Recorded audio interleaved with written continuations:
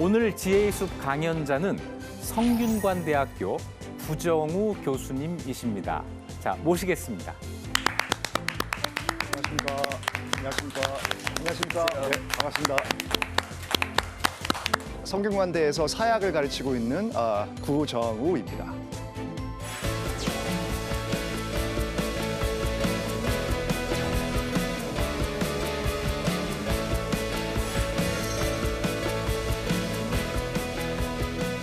교수님께서는 그 사회학 가운데 주로 어떤 분야를 연구하시나요? 저는 인권 분야를 좀 그동안 연구를 해왔고요. 네. 그다음에 이제 기업의 사회적 책임, ESG 이런 쪽으로 연구를 해왔고, 제가 인권도 차별이 되나요?라는 책을 썼고요. 인권이 차별이 되나요?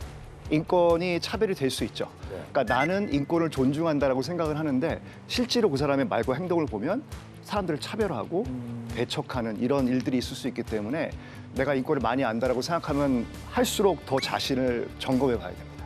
지금까지 진행해 오신 연구만 들어봐도 굉장히 흥미로운 강연이 될 것 같습니다. 오늘은 어떤 주제로 이야기를 해주시겠습니까? 오늘은 세대 문제를 가지고 얘기를 하려고 하고요. 세대를 갈라놓은 편견, 이 편견을 지울 방법에 대해서 제가 말씀을 드리려고 합니다. 부정우 교수님께서 전하는 콜라겐이 필요한 사회, 강연 시작하겠습니다.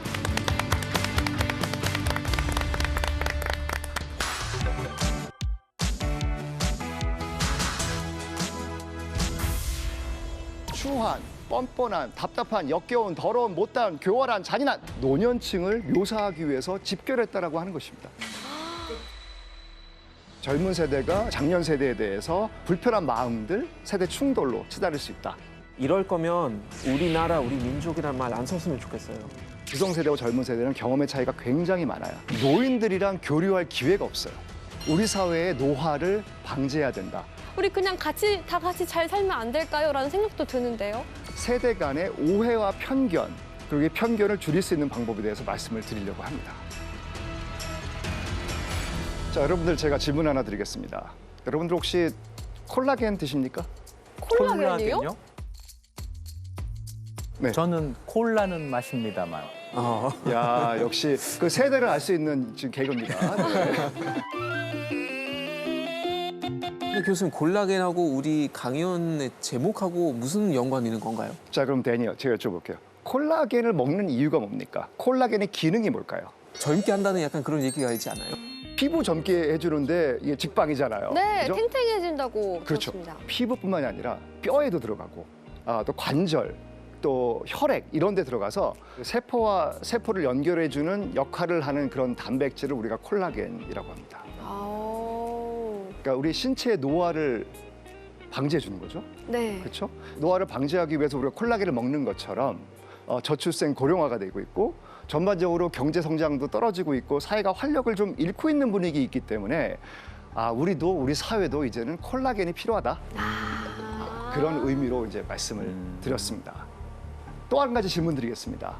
우리 사회를 좀 병들게 만들고 아프게 만드는 스트레스 받게 만드는 여러 가지 요인들이 있는데 그중에 하나가 여러 가지 사회 갈등이겠죠. 그 여러분들이 보실 때 어떤 사회 갈등이 가장 심각한가요? 좌우 갈등도 있을 테고요. 좌우 갈등, 네. 여야 갈등도 있을 그렇죠. 거고 여야 갈등? 말씀하신 세대 갈등도 있을 거고 세대 갈등? 젠더 갈등도 있을 젠더 것 같은데요. 갈등, 그리고 계층 갈등도 있겠죠. 네. 이런 계층 또 지역 갈등도 있을 것이고 이념 갈등, 세대 갈등, 젠더 갈등들이 있는데 자, 앞으로 저는 단언하건대 가장 심각한 대한민국의 갈등, 세대 갈등이 될 거라고 생각을 합니다. 기성세대 인구는 많아지는데 젊은 세대 인구가 줄어드니까 이 인구의 비대칭, 불균형이 일어나게 됩니다. 젊은 세대가 노인 세대를 보통 부양하잖아요. 그런데 이제 10년, 20년이 지나면 이 젊은 세대가 부양할 인구가 너무 많아지는 거예요.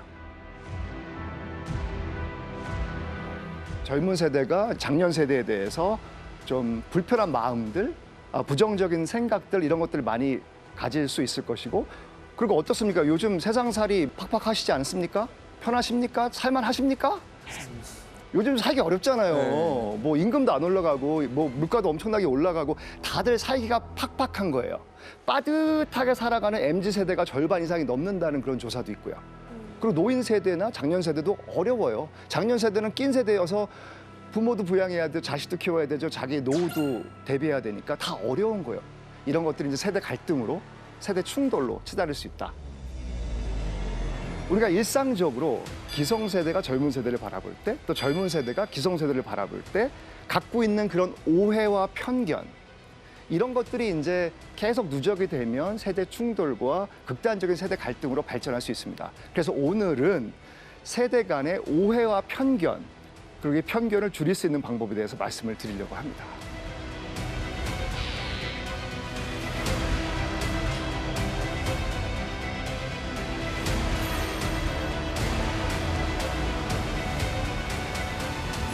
기성세대가 봤을 때 젊은 세대는 어떤 이미지일까요? 자, 우리 이익주 교수님. 젊은 세대는 어떤 이미지를 갖고 계십니까?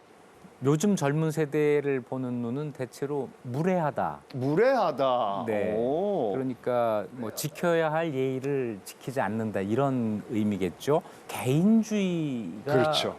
좀 강하다. 그리고 자기의 행동에 대해서 책임을 지려고 하지 않는다. 자, 그러면 자, 공이 젊은 세대한테 갔습니다. 저도 자, 포함되어 있나요? 예, 여러분 세대가 봤을 때 데니엘도 젊은 세대죠, 당연히. 감사합니다. 데니엘 뭐 젠지 아닙니까? 젠지? 29? 감사합니다. 고맙습니다. 자, MZ 세대가 봤을 때 기성세대는 어떤 이미지입니까? 아무래도 젊은 세대보다는 좀 사고가 경직된 것 같은 그런 경직되어 느낌은 있죠. 있죠. 네. 그냥 이제 하나의 유행어로도 자리를 잡았잖아요. 꼰대라는 말 자체가. 이게 무조건 나이 드신 분에 대한 그런 건 아닌 것 같고 저는 약간 개인적으로 조금 안타깝다고 생각하는 게 이제 이 나라에 온 외국인으로서 그 나이 드신 분들 옛날 얘기만 해도 바로 꼰대 되어버리는 그 현상을 봤을 때 저는 개인적으로 좀 안타까운 것 같아요. 뭐 라떼는 말이야 하면서 네. 과거를 회상하면 그 순간에 꼰대 그렇죠. 이렇게 네. 나온다는 거죠. 저는 그게 아니 옛날 얘기 그때 아니면 언제 들어요? 저는 그게 너무 중요하다고 생각하는 부분인데 다만 이제 난 이거 해봤으니까 알아라는 말 그리고 이거 무조건 맞다 그러니까 너도 그렇게 해야 돼 여기서부터 이제 약간 살짝 문제가 되는 거죠. 한 가지 연구가 있습니다. 노인에 대한 관련된 댓글, 대댓글 이런 것들에서 나온 형용사를 한번 모아봤는데 한 2만 건 되는 기사를 분석을 했던 것 같아요. 그랬더니 온갖 형용사가 나오는데 충격받지 마시고요. 자, 무시무시한, 나쁜, 힘없는, 아픈, 이상한, 불쌍한, 부끄러운, 한심한, 안타까운, 추한, 뻔뻔한, 답답한, 역겨운, 더러운, 못다한, 교활한, 잔인한. 저 정말 너무 놀랐어요. 노년층을 묘사하기 위해서 집결했다라고 하는 것입니다. 자, 여러분들 노키즈 존이라고 들어보셨죠? 네. 아이고야. 그게 뭡니까? 아이들 출입을 막는 장소인 거죠. 맞습니다.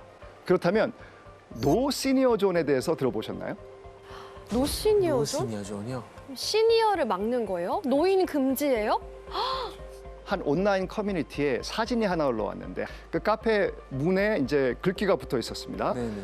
노 시니어 존, 60세 이상 어르신 출입 불가. 아니 도대체 그럼 톰 크루즈도 거의 못 들어가요. 그렇죠. 톰 크루즈 60세 넘었어요. 너무 충격이고요. 이럴 거면 우리나라 우리 민족이란 말 안 썼으면 좋겠어요. 노 시니어 존이라고 하는 그 글귀가 올라온 배경을 좀 따져보면 이런 일이 있었다라고 해요. 노인분들이 오셔가지고 어떤 이야기를 했냐면 카페에서 카페 마담이 예뻐서 커피도 맛있다. 성추행적인 발언들을 일삼았다라고 하는 것이죠.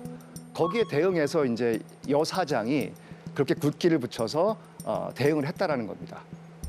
그러니까 분명히 여 사장 입장에서는 기분이 나빴을 것이고 부글부글 끓어오르는 마음을 주체하기가 어려웠을 것 같아요. 네네. 근데 그럼에도 불구하고 노 시니어 존이라고 일반화해서 그 특정 노인들뿐 아니라 다른 모든 장년 노인들이 카페에 출입하지 못하도록 조치한 것은 적절하지 못했죠.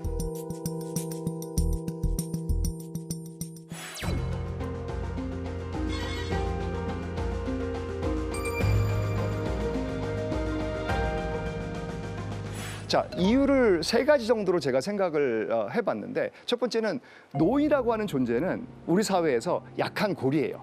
마치 노 키즈존이 나왔던 것처럼 아이들과 노인이 우리 사회의 취약한 존재이기 때문에 쉽게 공격의 대상이 된다는 거예요. 두 번째는 뭐냐면 우리 사회에 어떤 문화가 있냐면 해를 끼치면 안 된다라고 하는 그런 사회적인 규범이 있어요. 그러니까 목소리를 크게 내면 안 된다. 에티켓을 어기면 안 된다. 이런 식의 어떤 사회적 강한 규범이 있다는 거죠. 또 한 가지는 뭐냐면 노인들이랑 교류할 기회가 없어요. 어떻습니까? 이 교수님, 요즘 대가족 이런 거는 이제 없죠? 요즘 없죠. 저 어릴 때만 해도 친구 집에 할머니, 할아버지가 같이 살고 있는 경우가 참 많았어요. 그런데 요즘은 할머니, 할아버지와 한 집에 산다. 이 정말 보기 힘든 광경이죠. 함께 사시는 분 있으십니까, 혹시? 할머니, 할아버지랑? 아니, 저만 해도 저는 어렸을 때 할머니, 할아버지 돌아가시기 전까지는 같이 살았거든요. 근데 제 세대에서는 그게 특이한 일이었어요. 그래서 할머니, 할아버지가 계신다고 하면 친구들이 안 놀러 왔어요. 그렇죠. 불편해서.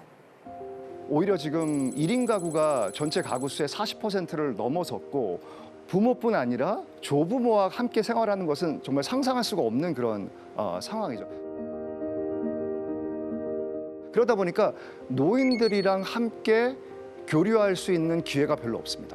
어른들을 존경할 만한 분, 뭐 배울 만한 분들 이렇게 생각하기보다는 뭔가 약하고 취약하고 쓸모없는 존재라고 하는 그런 인식들, 타자화하는 인식들이 이제 머릿속에 각인이 된다라고 하는 것이죠. 자기도 모르게 어른들에 대한 관심을 접게 되고 다른 어떤 사람들로 이해하는 그런 상황이 나타나고 있습니다. 젊은 세대는 지금 젊으니까 자신들이 중년이 되고 장년이 되고 노년이 될 거라고 생각하지 않아요. 미래에 대한 어떤 그 노인의 처지에 대해 공감을 못하는 부분들이 있는 것 같습니다. 자, 그럼 저희가 한번 생각을 해보죠. 노인들을 만날 수 있는 곳은 어디일까요? 탑골 공원이요. 탑골공원. 네. 가보신 적 있으세요? 네, 있어요. 거기 가면 어떤 그 풍경이 펼쳐집니까? 되게 재미있는 동네예요. 거기 앞에는 바둑판이 쫙 깔려 있고요. 다들 바둑 치고 있고 옆에서 이제 아저씨들 이렇게 구경하고 계시고 이 국밥 하나 드시고 막 이런 분위기예요. 와, 전 탑골공원까지는 생각을 못했는데 어디서 노년층을 만날 수 있을까 생각했을 때 경로당을 가야 하나? 병원을 경로당. 가야 하나? 네. 사우나를 가야 되나? 이런 생각했었어요. 경로당 노인정, 그죠? 예전에 예, 노인들이 예. 모이는 곳이니까. 자, 그러면 반대로 젊은 사람들이 많이 가는 곳은 어디예요? 인별 맛집? 사진 찍기 좋은 곳. 네. 사진 찍기 좋은 곳, 사진 올릴 수 있도록 그 각이 나오는 곳, 그죠? 시끄럽고 음악이 많이 나오고 사람이 많이 몰려 있고 많은 놀거리 있는 곳. 근데 노인들은 어디를 갑니까? 사실 갈 데가 없어요. 사실은 그렇게 사람들이 많이 모이고 핫플이고 분위기 좋은 데는 나이가 드신 분들은 왠지 좀 꺼려져요. 내가 이런 곳에 가도 되나? 내가 있을 곳인가? 나를 이상하게 보지는 않을까? 이런 시선들이 많다는 것이죠. 반면에 뉴욕에 가보면 뭐 타임스퀘어 이런 데 가면 온갖 사람들이 같이 몰려 있잖아요. 그죠? 그리고 카페에 가도 그렇고 음식점에 가도 온갖 세대가 몰려 있는데 우리는 너무 세대별로 장소가 구획돼 있다는 생각이 들어요.